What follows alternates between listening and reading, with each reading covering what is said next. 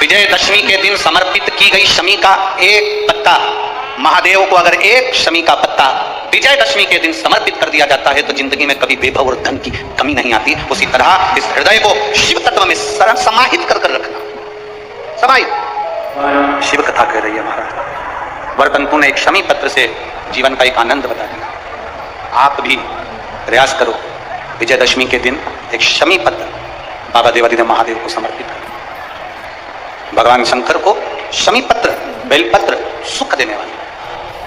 शरदीय नवरात्रि पूर्ण होने पर जो विजयदशमी आए, उस दशमी के दिन जो एक शमी का पत्र भूलवश भी महादेव को समर्पित कर दे, उसकी जिंदगी में कभी संपदा की कमी ना आए। एक शमी का पत्र, एक शमी का पत्ता 14 करोड़ सोने की मुद्रा से प्रबल हो जाता है। एक शमी का पत्र। आज भी कई जगह पर विजयदशमी के दिन, कई स्थानों पर विजयदशमी के दिन शमी के पत्ते का लेन देन होता है। शमी के यहाँ होता है कि नहीं होता हमको स्मरण नहीं है, महाराष्ट्र में तो, पर कई जगह होता है। यहाँ पर शमी का जो पत्र होता है विजयदशमी के दिन लोग देकर उसको प्रणाम करते हैं, माता पिता को नमन करते हैं। क्यों? आप अपने बच्चे और आपसे पूछेंगे, आपकी औलाद आपसे पूछेगी, आपके आने वाली पीढ़ी आपसे पूछेगी, माँ ये कौन सा नाटक बनाकर रखा है तुम लोगों ने? शमी का पत्ता दो, शमी का पत्ता ले, मिलने जाओ तो शमी का पत्ता क्यों लिया दिया जाता है? बच्चे पूछेंगे। आज की पीढ़ी बहुत प्रश्न करती है, उसको उत्तर देना पड़ेगा कि एक पत्ते में 14 करोड़ स्वर्ण मुद्रा का फल होता है। एक शमी के पत्र में आज के बच्चे जो प्रश्न करेंगे उसका उत्तर देने के लिए तुम्हें तैयार रहना पड़ेगा। उस उत्तर को तुम्हें देना पड़ेगा कि ये शमी का पत्र विजयदशमी पर क्यों लेन देन किया जाता है, शमी का पत्र क्यों शिव के मंदिर में जाता है, शमी के पत्र की मूलता क्यों होती है, इसको समझाना। एक शमी पत्र में वो फल है। और केवल यही नहीं, शमी के वृक्ष के नीचे, बेलपत्री के वृक्ष के नीचे अगर भूल से भी बच्चा, बूढ़ा, कोई व्यक्ति एक पार्थिव शिवलिंग का निर्माण कर लेता है, भूलवश भी उस पर जल समर्पित कर देता है, भूलवश भी उसके भाव से पुष्प या शमी पत्र या बेलपत्र भी चढ़ा देता है, तो वो इस संसार में कहीं ना कहीं सुख भोगता ही है, उसके जीवन में दुख नहीं। शरद पूर्णिमा से लेकर कार्तिक की जो पूर्णिमा है, उस बीच में कार्तिक महीने की जब शिवरात्रि आए या प्रदोष व्रत आए, थोड़ा ध्यान देना। ये उन लोगों के लिए है जो 1 रुपये कमाते हैं, सराया खर्च होता है, घर में जिनकी संपदा जुड़ती नहीं, बीमारियों में पैसा ज्यादा जाता हो, या कहीं ना कहीं तकलीफ अपनी जिंदगी में आती है, उसके लिए शिव आराधना कार्तिक महीने की थोड़ा ध्यान से शुरू करें। कार्तिक के महीने में पूर्णिमा से पूर्णिमा के बीच में जो सोमवार पड़े, प्रदोष पड़े, शिवरात्रि पड़े, प्रयास करना।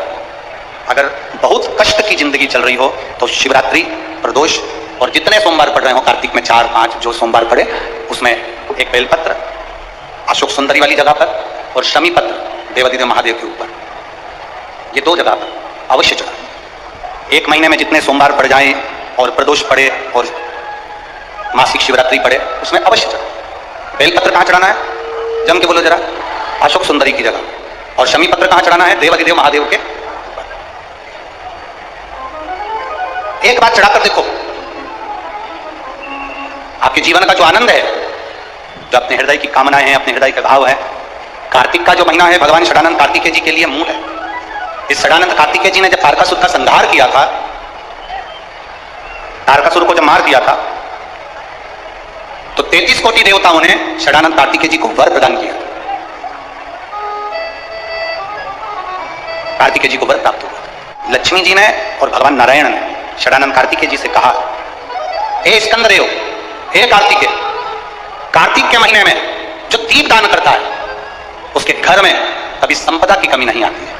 कार्तिक महीने के दीप दान की महत्वता जैसे ही लक्ष्मी और नारायण ने कही, तब ब्रह्मदेव प्रकट हुए और देवादिदेव महादेव प्रकट हुए, मां पार्वती के साथ में, और ब्रह्मा जी प्रकट हुए मां ब्रह्माणी के साथ में। उन्होंने वर प्रदान कर दिया। षडानंद कार्तिकेय भूलवश भी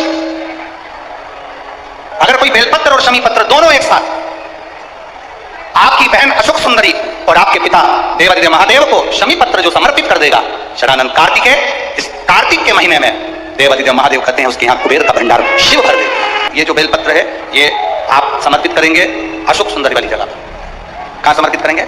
अशोक सुंदरी जगह। और शमी पत्र आप समर्पित करेंगे देवादिदेव महादेव के ऊपर। बस इसमें एक चीज का स्मरण अपने को करना है, जब अपन अशोक सुंदरी की जगह पर बेलपत्र चढ़ाएंगे तो ये डंडी का जो मुख है ये महादेव के जो खाली स्थान है, खाली वाली जगह उसी ओर होगा। शमी पत्र की जो डंडी का मुख है इसी की और जिस ओर तुमने बेलपत्र चढ़ाया है उसी ओर शमी पत्र की भी डंडी का मुख उसी ओर होगा। जहां पर आप बेलपत्र की डंडी का मुख रख रहे हैं उसी और शमी पत्र की डंडी का भी मुख उसी ओर होगा। तो देवाधिदेव महादेव भगवान शंकर, मां जगत जननी जगदम्बा श्री ब्रह्मदेव ब्रह्माणी षडानंद कार्तिकेय को वर प्रदान कर दो। संसार में दो चीजें दो लोगों से नहीं पूछी जाती है, पूरे संसार में दो चीजें दो लोगों से नहीं पूछी जाती है। एक, स्त्री से उसकी आयु नहीं पूछी जाती है। बोलो सही है कि गलत है? संसार में दो चीजें दो लोगों से नहीं पूछी जाती है, एक स्त्री से उसकी आयु नहीं पूछी जाती है और दूसरा पुरुष से उसकी आय नहीं पूछी जाती है। स्त्री से आयु नहीं पूछी, पुरुष से आय नहीं पूछी। क्यों नहीं पूछना चाहिए? क्योंकि स्त्री से आयु इसलिए नहीं पूछते क्योंकि स्त्री अपने लिए कभी नहीं जीती, स्त्री हमेशा दूसरों के लिए जीती है। और पुरुष से उसकी आय नहीं पूछते।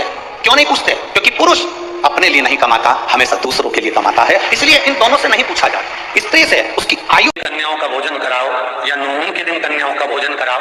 पर देवी भागवत तो कहती है, देवी भागवत तो वर्णन करती है कि पहले नवरात्रे से लेकर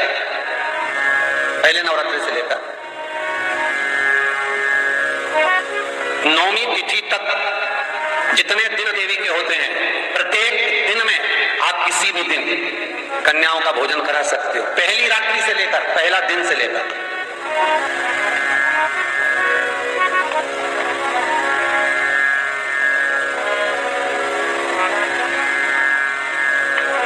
नवरात्रि मालूम है कब से लगती है? आप लोगों को ज्ञात होगा ना, नवरात्रि कब से लगती है? अमावस्या से कि एकम से? अरे जितने लोग सुन रहे हैं जरा बोलो तो भाव से। अमावस्या से लगती है कि एकम से लगती है? तो सब लोग कहेंगे महाराज जी पड़वा से लगती है, एकम से। पर देवी भागवत कहती है अगर एकम से लगी तो नवरात्रि पूर्ण कैसे हुई? एकम का दिन लगी तो एकम के दिन की रात्रि, फिर दूज के दिन की रात्रि, तीज के दिन की रात्रि, चतुर्थ दिन की रात्रि, पंचम दिन की रात्रि, छठे दिन की, सातवें दिन की, आठवें दिन की, नवे दिन की रात्रि। पर नवे दिन तो सुबेरे पूजन करके, यज्ञ करके, अनुष्ठान करके देवी को विसर्जन कर दिया, फिर नवरात्रि पूर्ण कैसे हुई? नवरात्रि की पूर्णता होती है अमावस्या की रात से गिनी जाती है। कौन से दिन से गिनते हैं? अमावस्या की रात्रि, फिर एकम की रात्रि, फिर दूज की रात्रि, ऐसे गिनते गिनते अष्टमी की रात्रि तक और नौमी के दिन सुबह तक या दोपहर तक या शाम तक, जब तक आप यज्ञ ना करें तब तक ये 9 रात्रियां पूर्ण गिनी जाती है महाराज देवी भागवत के हिसाब से। पूर्णता में गिनी। अब हमने कन्या भोजन का जो क्रम बनाया, अष्टमी के दिन करा देंगे, नौमी के दिन करा देंगे, इस तिथि को करा देंगे, पर भाव देखिए शास्त्र कहता है भूखे को भोजन जब कराइए जब उसको भूख लगी हो, और ऐसों को कराइए जिसको जरूरत पड़ रही है। जीव जीवित है, संसार में है, संसार सागर में है। दुनिया के लोग अगर तुमसे कहें कि शंकर भगवान तो बहुत दूर हैं, शिवजी तो बहुत दूर हैं, शंकर भगवान, सबको कह देना भगवान नारायण बैकुंठ में है, ब्रह्मा ब्रह्मलोक में है, केवल मृत्यु लोक का देव है, देव अधिदेव महादेव है। शंकर भगवान से जो हम कहेंगे, शिव से जो हम कहेंगे, शंकर की भक्ति में जो हम कहेंगे, वो शिव हमें स्वीकार, शिव स्वीकार। 2 चीजें घर की करिए, एक भोजन और दूसरा जम के बोलो जरा भजन। दोनों घर में, भोजन भी घर का और भजन भी घर का, दोनों को घर का बनाओ। और जितना हो सकता है भोजन घर का बनाकर जो प्रेम से 2 रोटी, 2.5 रोटी, 1 रोटी, आधी रोटी, चावल दाल जो तुम खा सकते हो वो घर का पाए। से कहते हैं गुरुजी हमने सुना है कि मंगलवार को ये नहीं करना चाहिए, कोई कहता है कि बुधवार को बाल नहीं कटवाना चाहिए, कोई कहता है गुरुवार को ये नहीं करना चाहिए, कोई कहता है शनिवार को ये नहीं करना चाहिए, कोई कहता है शुक्रवार को ये नहीं करना चाहिए, कोई के सोमवार को ये नहीं करना चाहिए। शिव महापुराण की कथा कहती है 7 वार मेरे शंकर के हैं।